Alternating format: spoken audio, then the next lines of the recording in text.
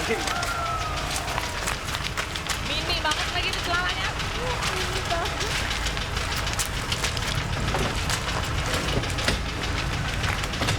Coy.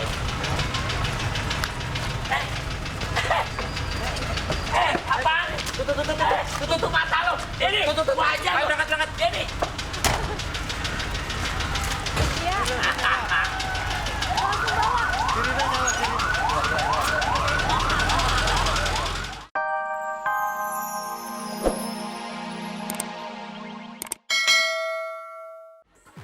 Ini Kak Olga benar-benar nggak berasa. Dia kan kebal kalau gitu.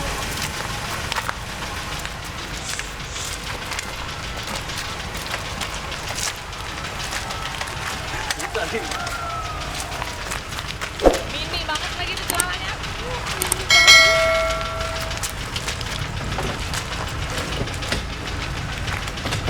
Coy.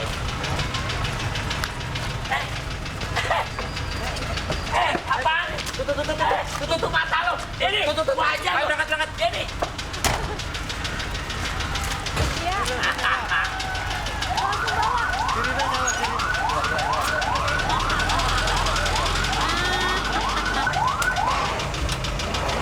Orang gila kok keblek. Ntar dulu ah. Udah telat lu. Udah telat. Lu mau apa? Udah telat lu jam berapa ini? Jangan jadi gua ngantuk nih. Udah telat. Tapi masa lu jemput gua pakai mobil ambulan jahat banget. Apa jalan Pak? Nyalain. Ih, udah telat lu. Tambah lama ntar. Nyalain Pak, nyalain.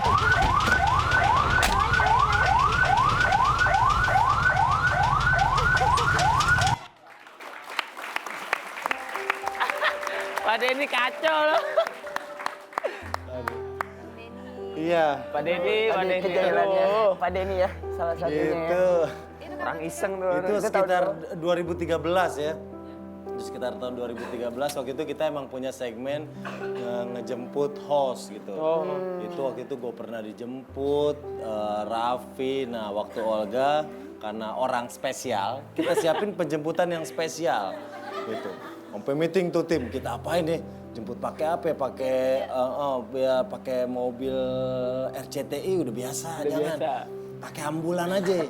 Selama di jalan sirene kita nyalain. Oh iya gitu. Itu idenya Kang Denny sendiri berarti. Ide kita, ide tim semua. Oh iya ya udah. Terus ada juga beberapa kali dijemput pakai rombongan rebana. Di dalam kamar. Pak. Nah itu salah satu yang paling seru juga, pernah juga pakai petasan. Kita nyalain petasan dalam kamar. Duh. Wah, rusak itu. Tapi almarhum emang susah bangun. Iya emang susah bangun dan itu jadi salah satu hal yang salah satu segmen atau hal yang pernah kita lakukan ke Olga yang sampai sekarang tuh berkesan banget. Jadi kenangan yang terindah Iya, ya kenangan Kang Denny ya. Dan juga kita tahu almarhum juga nggak pernah marah. Iya. Dikerjain apapun. Ya kita lihat tadi meskipun dia ngomong tega tapi diketawa-tawa gitu ya. Ceria. Bener. Selalu happy. Kalau Kang Denny, momen apa sih yang lebih banyak lagi momen yang nggak paling bisa dilupain dari sosok almarhum Olga Syahputra? Banyak banget sama Olga itu salah satu yang bikin gue ketawa-tawa adalah di saat waktu itu gue pulang ke Garut, nenek nanyain, ngomong serius banget nyamperin ke gue, nenek di Cilau. Aa, Eta benar sama Teteh, kenapa sama Teteh? Kenapa Mak? Tadi Mak denger Olga bilang Aa cerai. Jadi keisengannya Kak Olga ya? Keisengan yang kayak gitu ya, yang udah akhirnya gue jelasin, enggak bercanda gini.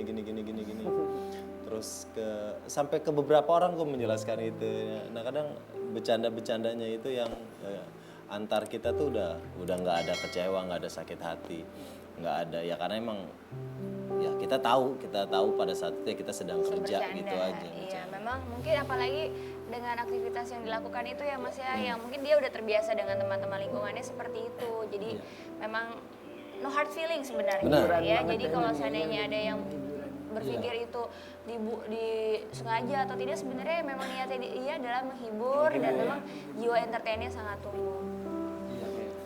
hidupnya penuh dengan kegembiraan. Iya. Tapi memang ada masa-masa di mana saya suka memergoki gitu ya. Dia lagi melamun, nggak tahu apa yang dipikirin. Oh, udah kalanya dia ngerasa Ada. kesepian. Waktu ulang tahun terakhir yang kita buat di salah satu TV swasta, saya memergoki dia sendirian di ruang makeup sendirian. Diam aja gitu, nggak tahu kenapa gitu. Kita tanya, kenapa enggak gitu. Ada nggak tahu ada sesuatu yang di benak dia yang saya nggak tahu apa. Gitu. Nah, Kartika juga nih termasuk salah seorang sahabat yang dekat banget sama Olga. Dan di beberapa liputan gue ngeliat Kartika tuh sangat merasa sangat kehilangan. Sebenarnya yang Kartika rasain apa sih?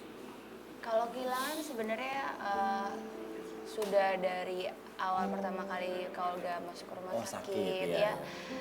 Ya kita bicara juga sama Kang Denny, sama semuanya bahkan gitu. Kangen ya, pengen tahu kondisinya Olga seperti apa, pengen menemani ketika saat sulitnya gitu. Karena ketika saat sulit aku pun terjun di dunia entertain, Olga ada di situ gitu. Jadi kepengen jadi bagian yang bisa mensupport. Cuman ya mungkin semua teman-temannya juga tahu gitu. Sangat sulit untuk kita mensupport, memberitahu ke Olga karena memang kita nggak tahu kondisinya. Kita nggak bisa ketemu. Jadi kangen. Kemarin pas pertama kali tahu juga shock, nangis, teleponin sahabat-sahabatnya semuanya. Bahkan meminta maaf kepada, kan sebelum almarhum meninggal terakhir ketemu di rumah sakit, Olga sempat kepikiran. Itulah Olga Syahputra, kalau orang bilang dia nggak punya perasaan, dia nggak apa, itu sangat berbeda gitu. Karena ketika dia sakit, masuk rumah sakit tanggal 24 April 2014, dia masih memikirkan soal masalah kasusnya dengan dokter Karin. Mungkin dia kepikiran gitu, Kartika, Mimi nggak sama sekali ada niat untuk nyakitin orang.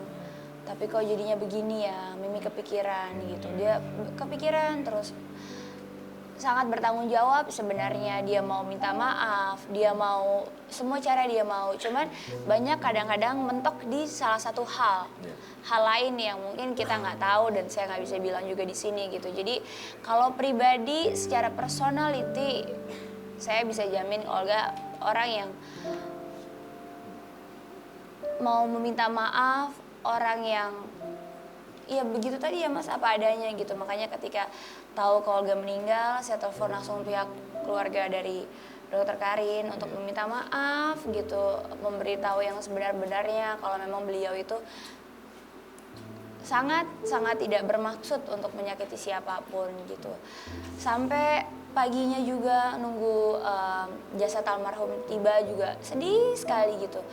Setelah ketemu sama almarhum, sudah dimandikan, sebelum disolatkan, ada rasa lega di hati yang mungkin setahun ini mengganjal karena pengen tahu kondisinya, nggak ngeliat, terus cuman dibilangin membaik gitu.